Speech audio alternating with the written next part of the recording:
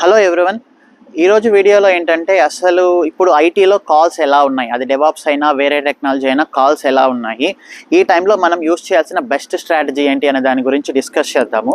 First software గురించి కొన్ని facts మనం తెలుసుకోవాలి. సాఫ్ట్వేర్ ఏంటంటే ప్రపంచంలో కల్లా ఉండే అతి పెద్ద ఇండస్ట్రీ. ఓకే, ప్రపంచంలో పెద్ద ఇండస్ట్రీ ఏదైనా ఉంది అంటే అది సాఫ్ట్వేర్ మాత్రమే. ఒక్క సాఫ్ట్వేర్ కానీ వర్క్ చేయడం ఆగిపోతే మొత్తం ప్రపంచమే ఆగిపోతుంది యాక్చువల్లీ. ఓకే, అంత పెద్ద ఇండస్ట్రీ సాఫ్ట్వేర్. దీంట్లో కోట్ల మంది పనిచేస్తున్నారు, లక్షల ప్రాజెక్ట్స్ ఉన్నాయి, ప్రతిరోజు లక్షల మంది రిటైర్ అవుతుంటారు, లక్షల మంది ఒక కంపెనీ నుంచి ఇంకొక కంపెనీకి స్విచ్ అవుతుంటారు, వేలల్లో ప్రాజెక్ట్స్ స్టార్ట్ అవుతుంటాయి. ఒక సాఫ్ట్వేర్లో చాలా ఈవెంట్స్ జరుగుతూ ఉంటాయి ప్రతిరోజు.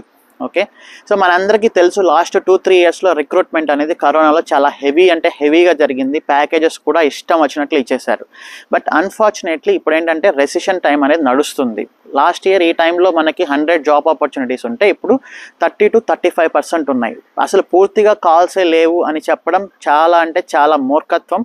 అది ఇంకా మన చేతగానితనం అని చెప్పాలి పక్కాగా. ఎందుకంటే లాస్ట్ 2 days బ్యాక్ నేను కమ్యూనిటీ పోస్ట్ కూడా చేశాను. నా స్టూడెంట్సే ఒక 3 ఆ రోజే ఆఫర్ లెటర్స్ రిలీజ్ అయ్యాయి.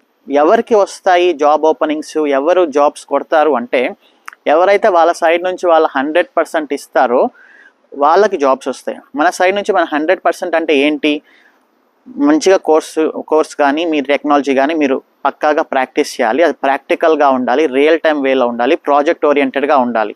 తర్వాత ఒక మంచి ప్రొఫైల్ రెడీ చేసుకోవాలి. ప్రొఫైల్ అంటే ఎవరిదంటే వాళ్ళది కాపీ కొట్టేసుకొని ఇంటర్నెట్లో తీసుకొని 4 లైన్స్ యాడ్ చేసి అలా చేసుకుంటే మీ ప్రొఫైల్ ఎప్పటికీ పిక్ అవ్వదు. మీ ప్రొఫైల్లో ఉండే ప్రతి వర్డ్ దాని మీనింగ్ ఏంటి, అది మీకు వచ్చా లేదా అనేది మీకు 100% కాన్ఫిడెన్స్ ఉండాలి. ఓకే, ఫస్ట్ ప్రాపర్గా నేర్చుకోవాలి, ప్రాక్టికల్ వేలో నేర్చుకోవాలి. రెజ్యూమ్ అనేది పక్కాగా మీకు 100% కాన్ఫిడెన్స్ ఉండేలాగా పెట్టాలి. దాని తర్వాత ప్రతిరోజు మీరు 1 to 2 hours టైం స్పెండ్ చేయాలి. ఎందుకు స్పెండ్ చేయాలంటే ఇప్పుడుండే సిచ్యువేషన్లో మీకు కాల్స్ వచ్చి మిమ్మల్ని అడగడం అనేది ఉండదు.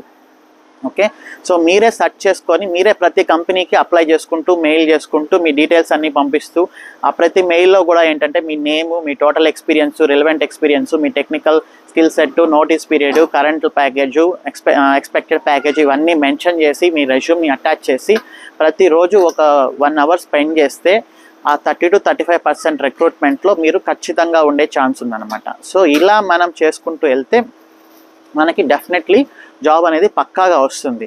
సో నాకు ఒక స్టూడెంట్ కాల్ చేశాడు. అతను 4 to 5 months నుంచి నాతో టచ్లో ఉన్నాడు. ప్రతి మంత్ మెసేజ్ చేస్తాడు, అన్న కాల్స్ ఉన్నాయా. వాళ్ళ ఫ్రెండ్స్ అందరూ కొన్ని కోర్సులు జాయిన్ అయి ఉన్నారంట, వాళ్ళకి ఇంకా కాల్స్ రావట్లేదంట. ఇతను ఏంటంటే లాస్ట్ 4 to 5 months టైంని దీనిపైనే స్పెండ్ చేస్తున్నాడు. ఓకే, సో రెసిషన్ అనేది బెస్ట్ టైం టు లెర్న్.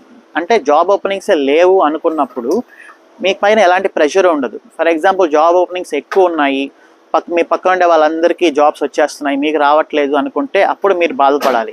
ఇప్పుడు జాబ్ ఓపెనింగ్స్ లేవు అనుకున్నప్పుడు మీరు మీ కంప్లీట్ మైండ్ని నేర్చుకోవడం మీదనే పెట్టండి.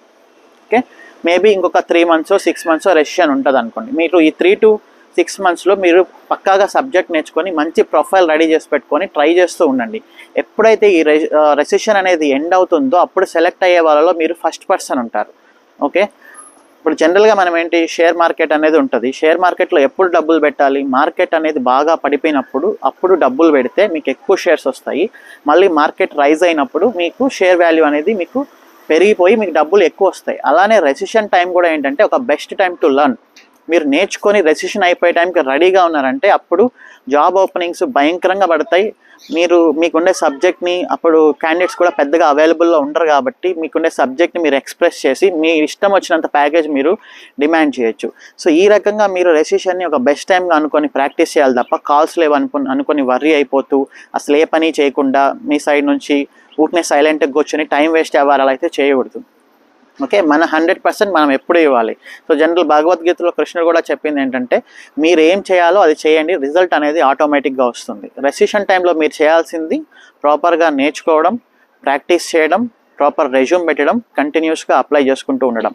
సో ఇలా మీరు చేసుకుంటూ వెళ్తే మీ రెసిషన్ అయిపోయాక సెలెక్ట్ అయ్యే వాళ్ళలో ఫస్ట్ పర్సన్ మీరే ఉంటారు. అప్పుడు మీ కాన్ఫిడెన్స్ వేరే లెవెల్లో ఉంటుంది. ఓకే, నిన్న నాకు చేసిన క్యాండిడేట్ ఏంటంటే అతను కొంచెం షార్ట్ వేస్ ఎత్తుక్కుంటున్నాడు. ఎవరో నా 2.5 లక్ష డబ్బులు కడితే నెల ఒక 20,000 ప్యాకేజ్ ఇస్తారంట, 6 months తర్వాత అతన్ని ప్లేస్ చేస్తారంట 4.5 lakhsతో అని. సో ఒక్క నిమిషం కొంచెం ఆలోచించండి. ఇక్కడ మీరు 2.5 lakh కట్టి మీరు 20,000 నెల కట్టినప్పుడు 6 monthsలో మీకు అతను పే చేసేది 1,20,000 మాత్రమే. మిగతా 1,20,000 వాళ్ళు నొక్కేసి మీకు ఏం చెప్తారంటే మీకు ఒక ప్రొఫైల్ ఇచ్చేసి ఇంకా ట్రై చేసుకోండి, మీకు మంచి జాబ్స్ వస్తాయి, నేర్పించాం కదా అంటారు. సో ఇలాంటివన్నీ మీరు నమ్ముకొని షార్ట్ వేస్ వెతుక్కొని ఈ టైంలో మోసపోవద్దు. ఈ టైంని మీరు బెస్ట్గా యూటిలైజ్ చేసుకొని నేర్చుకొని ప్రాపర్గా ప్రొఫైల్ పెట్టుకొని రెడీగా ఉండండి. పక్కాగా మీ జాబ్స్ వస్తాయి. మీరు ఇంకొంచెం ఎక్కువ ఎఫర్ట్స్ పడితే ఆ 30 to 35%లో ఇప్పుడు ఉండే జాబ్ ఓపెనింగ్స్లో మీరు డెఫినెట్లీ ఉంటారు. So thanks for watching. See you in next video.